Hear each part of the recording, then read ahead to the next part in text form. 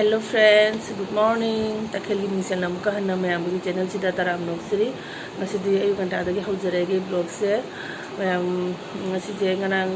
nahan dagi saje ngaite ba ngai ta chu upalite to biningai no biningai litte banina aduna hagotle ngasi ai hoji bazar chat ke tawre ba to budi ai gi driver ga chattoi ni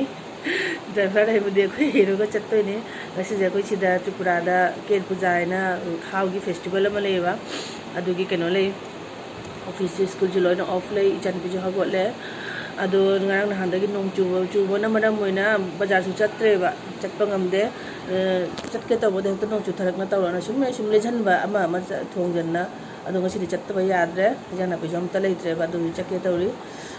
adu baba sangba nupa nurse ma thamba do mak lak pa ngai ri mak sipung ni pan ma khai de lak tu ni ba khang de office chuti le bani ma khek ta theng na la ye ba ngarang hai heu dre khoi bazar chat ka ni na do ma ngai boy na resolution na phamme do koi hello su bathroom changi ma ilum mita na ba adu ma ngai ri mak la ga kano chattu ni bazar chattu ni myam bazar su jeng mineral ji mathang ngasi ni kai kai thabak taw lai do myam mathang mineral ji okay driver se kano le chamana bazar to ni lupa lo ko le chamare ke ni lupa lo ke je koi mana ki petrol pump ni somda opposite side se petrol pump ma ga le ba ani ni chamana le ise 570 টাকা 230 টাকা 230 570 Oto muda maton ni kanta je tho le ba si mapuna ma dog pa kun nai ani lawadi lupa kun tha law ni ai du pun ani khala le lupa kun tha pi na di si le photo ma law le photo lupa kun ni ai photo ma law le de so ni ya de mu ni so ni je mu se cham thong sa ge na si so ni jam hi ni ba ma pa phu pa na ma ki cham thong sa ba jam ma mu hi na ma ni chan pi jam na ni mu si mu ni je si na si so ji ta ngi to le ba de asi ma ku ni kai na jo li che ki ni ba na pa jam khai le ka photo ko ko ni lo ki lo ma law le pa jam khai ni cham thong sa ge na le ku so je kham de marang kai na thok de tang su ta ni marang kai na thok ta ba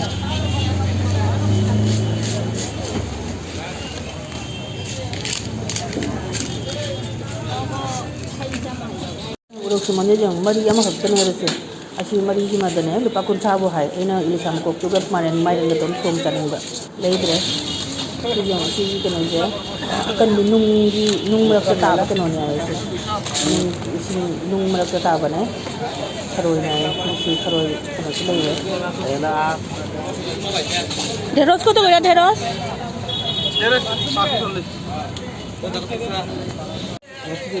bazar je chobi wala tin ni ano je mun par ba ni am ano bu ka de ba ki de mun ni se san de gara mara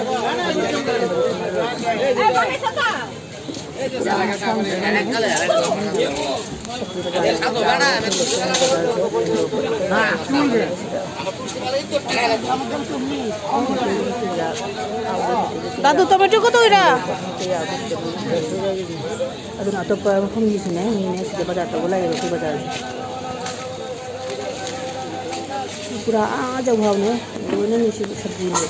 Sudah sih pura sudah lagi sih sudah lagi ngalih itu ya pak, ngalih boleh sudah.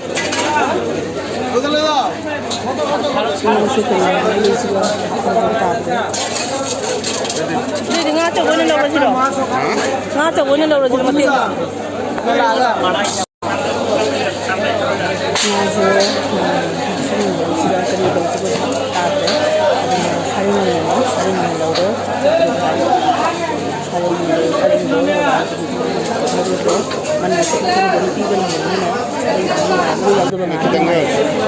Buat betul ya?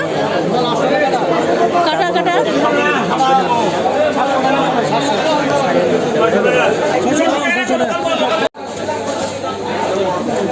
Udah sare ni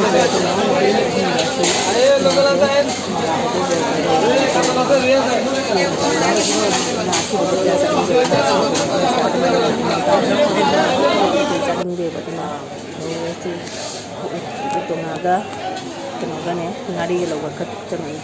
si kana urani ini koton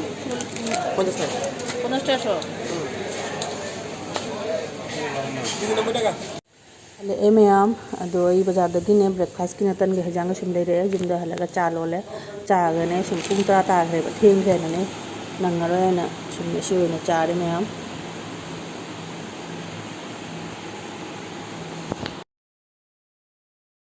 breakfast करी चावल लोरे हुजी अगी nga ले रपसे nga नोला जिगा से सारें जिगा जे सि चामनी चामना खोना आई डबा डाक्टन थम आई दी फ्रिज थम बजे डबा में एयर टाइट के नमद ने हतन थगन थम ने नत्र दिने कंजलेबा मथक की लेयर दो कन कन लाउरे बा हाउते बा nga दो महाव मांगे दुना एयर टाइट के चामना खोना लोरे सि डबा जिगा ने सुमान दिपा दा इदी सुमान ता ने दिपा दा हाबे बा माने थम बजेगा अदु ओरगना नुआय थंबा असिगा थम्मे मैम सिउरबा सि चाहौनि से असीजे सुम थम्बदगी थम्बगीने कनो तौगे सितिन नमुबदो मोदो मो खर कारी कारी तौरमाय बसी लोइना सि खप्तोगा सि नुसादा फौदोनि नुसादा फौरदने मो खर लेरमबदो दुसु लोइन चटखेबा सि सुगायरगा जाम ओहलगा तन चाथोक तारी बिसिदेसु लेरेदु सिना चिकन चेंगनी कोइ सागम खिगा जाबदो ओनाम सिबो चेंगदो दुसिदेसु लेरे सियानि जिजुने लोइना कनो थम्बदगिने असि जैना पोलाव करी जाबगी मरमक्तने सि यूज तौरिबा अदुगीदे मामा फ्राइड राइस चाबगीसु अदुगी तमाइना तोंगानने केजी किलो 10 मुक लई थंबा सि चेंगजे मनंग सिबा चेंगजे अदु सिजुने तीन खर तारमेबा तिनादि मोदो अमुबा कनोदो खर तारमदो सिजु लोइना खप्तो नुसादा फौदे चटखिना बायना सिजु चही मा फारकपा चेंगनेबा किलो 10 लईबनी किलो 10 दुगा सिता सिखक्ता गायरे सितासु लईरे अदु चेंगदो सिनी मैम सिजु नुसा सारेंगे जे सिजु खप्तोकना फौदोए उरबा ताखलई सेरबा मथक्ता मोबा जे तो पथबक मु तौरगे ngasi थबक मैम जे मैम सि कोमो चेयर जे किन तौरिबा बाबाना यूज तौरमने बा थामु पाव फादेदा सुम खरा ngमिंगे ददिने अखोइना सुम अखोइ मी अनि ना सुम पाइनाने सुम सिगा हामबा ngममे बा मखोंदो होजिति ngमगिद्रे कुइरे हामदबा सि यूज तौदना सुम बाथरूम दा ताना ले मलम कंजन लेरे बा बाथरूम दो सिना कंजन ने तैसु जामोइना लेरे दुना असि कुइसु कुइरे यूज तौद्रमिना सि फजना फेंगदोकना पेक तौन थमग्रगे कोना सुम कनारकदबा पोटने बा अदुनादि असि फजना फेंगदोअगे से फजना शार्पना हाना फेंदे अदि मतम डेटोल ना मुका फजना चामना खोना मैम सिन थमजलगे फजना पेक तौरने मा असि लेरखपगी पेकिंग कनो दो अदु लेरि बाक्सोदे थम्मेबा दो फजना पेक तौना यूज तौद्रमने कि तौदेना बाबा अदि हगोट पसु ngमद्रबनि न फमुंगदा लोइना खोंग हामबा मपान थोको लोइना फमुंगदा हिबिना हुजिकति ngमद्रे अमता हगोटपा अदुना असि पेक तौ थमजनरगे हना सि फजना फेंदोकना थम्मगेबा कोना सिम कानारकदबा पोटनिनाने असिन नष्टो ओइहनगदबा पामुइबा ऑफिस लाइफ नुमितने अतैजु फै खरा फैयेबा खरा फैयै तादा पुंग 10 मा चाक कै लेसन मैनाने थबक तो खरा जामने हातारे ऑफिस लाइफ नुमितनि सुम मोइ सुम टिफिन ब्रेकफास्ट तबदा पुंग 10 तायेबा अदुना अतैजु चिल्ले असि फेंगना खोना लोरा नुसादा फौदोक्तोइनि कंद्रदि मो थमजलगदि जोंखा कादोइनिबा अदुना सि फजना सि चामा खोटपा लोरगा नुसादा फौदोइनि से नुसादा सि थममे सुमांगदा स्वाइसे मैम मोटपना दु मोइगिने अखोइ थंगनबा मयांग मयुमगिने मोइ हनिंजो पामी मा हौरिबा असिगी मनासिना अखोइदा लोइना तानाने सिनाने सिमनिंगजे स्वाइजे मनाना एकता लोइबनेबा नोंगा चुछले बिट बिट लारनाने सि स्वाइजेने लोइना सिं चफमदु स्वाइ मखुनगा लोइ फुल्लना ले सि ngasi लोइना सितो खतोना लोइना सेंदो ए ngasi स्वाइजे नोंग चुरसु दोइदि मोत्रेना नत्रदिने हनिंजो मनासिनाने पटना सिनाने हाइना कानादे अदु अपटपदु गइने केनो तौर तिंघा नते होय तिंघा गाइब्रा होय तिंघा मचा थोके तौरेबा अदुना सि लोइन सेंदो ए मैम सिते फी मैम सि मुसु खिगे मैम माय स्कूल की ड्रेस करी मपागी ऑफिस चटपगी डेली फी ने तने अतोप एक्स्ट्रा देम त यावरे मैम मोने फी ने सुम बल्तिना चवजी माने पिक थलेबा सि सु लोरगा मोने इरु माथे थोगा चाक थोंदिसे मैम सि सु लोइगे कोमोट का बाबाई कोमोट तो मोटका तो खरा चामथोको तों फेंगबदा नुआइत्रे कोकसे ngang ta लुरिबनेबा मुको को लुतुमना इरु थोए फिरोन सुबा हिंद लोइना मथक्ता फौरुबे मैम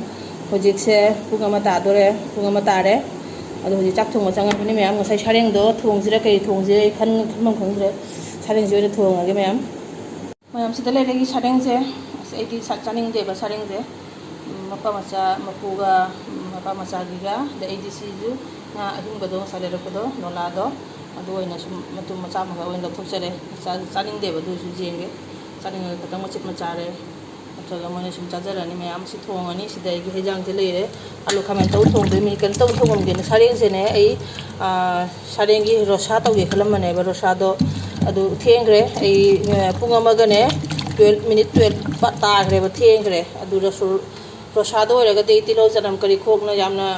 ꯈꯨꯠ ꯆꯪꯒꯗꯕ ꯊꯕꯛꯅꯦ ꯑꯗꯨ ꯊꯣꯡꯉꯔꯣꯏ ꯁꯥꯔꯦꯡ ꯑꯇꯣꯞꯄ ꯁꯤꯗ ꯂꯩꯔꯦꯕ ꯁꯤ ꯃꯇꯝꯗ ꯊꯣꯡꯉꯒꯦ ꯃꯌꯥꯝ ꯁꯥꯔꯦꯡꯒꯤ ꯔꯣꯁꯥ ꯊꯣꯡꯕ ꯃꯇꯝꯗꯣ ꯃꯌꯥꯝ ꯑꯩ ꯁꯣꯏꯗꯅ ꯃꯌꯥꯝꯒ ꯁꯦꯌꯔ ꯇꯧꯖꯔꯛꯀꯦ ꯃꯌꯥꯝ ꯑꯗꯣ ꯆꯥꯛ ꯊꯣꯡꯉꯒꯦ ꯃꯌꯥꯝ ꯊꯦꯡꯈ꯭रे ꯍꯩꯖꯥꯡꯁꯦ ꯊꯣꯡꯕ ꯈꯣꯠꯄꯗꯤ ꯄꯨꯔꯥꯗꯤ ꯎꯠꯂꯔꯣꯏ ꯆꯥꯕꯁꯨ ꯀꯔꯤꯁꯨ ꯑꯝꯇ ꯎꯠꯆꯔꯔꯣꯏꯒꯦ ꯃꯌꯥꯝ ꯅꯠꯇ꯭ꯔꯗꯤ ꯚꯤꯗꯤꯑꯣꯁꯦ ꯌꯥꯝꯅ ꯂꯣꯡ ꯑꯣꯏꯈꯤꯕ ꯇꯥꯔꯦ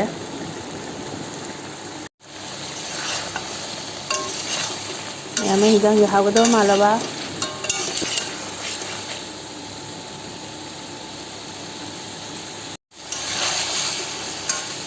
ꯁꯥꯔꯦꯡꯁꯦ ꯖꯤꯔꯥꯒ ꯌꯦꯅꯝꯒ ꯁꯦꯝꯕꯥꯁꯤꯅ ꯊꯣꯡꯕꯅꯤ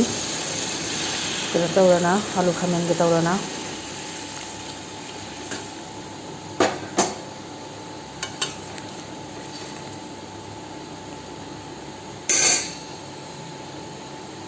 ꯃꯌꯥꯝ ꯑꯩꯒꯤ ꯍꯩꯖꯥꯡ ꯂꯣꯏꯔꯦ ꯃꯌꯥꯝ ꯑꯩꯒꯤ ꯚꯤꯗꯤꯑꯣꯁꯦ ꯑꯦꯟ ꯇꯧꯕ ꯀꯥꯎꯔꯦ ꯆꯥꯛ ꯇꯣꯛꯑꯒꯅꯦ ꯉꯥꯏꯍꯥꯛꯁꯤꯗ ꯏꯃꯨꯡꯗ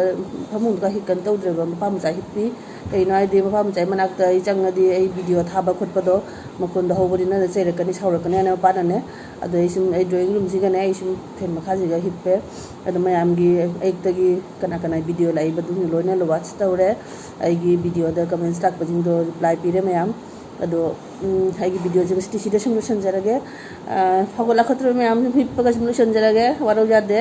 ꯑꯗꯣ ꯑꯩꯒꯤ ꯚꯤꯗꯤꯑꯣꯁꯦ ꯅꯨꯡꯉꯥꯏꯕꯤꯔꯗꯤ ꯃꯌꯥꯝ ꯂꯥꯏꯛ ꯁꯤꯌꯔ ꯀꯃꯦꯟꯁ ꯇꯧꯕꯤꯔꯣ ꯐꯖꯕ ꯑꯅꯧꯕ ꯆꯦꯅꯦꯜꯁꯤꯗ ꯁꯕꯁꯀ꯭ꯔꯥꯏꯕ ꯇꯧꯕꯤꯔꯣ ꯃꯌꯥꯝ ꯃꯊꯪꯒꯤ ꯚꯤꯗꯤꯑꯣꯗ ꯑꯃꯨꯛ ꯎꯅꯔꯁꯤ ꯃꯌꯥꯝ ꯇꯥꯇꯥ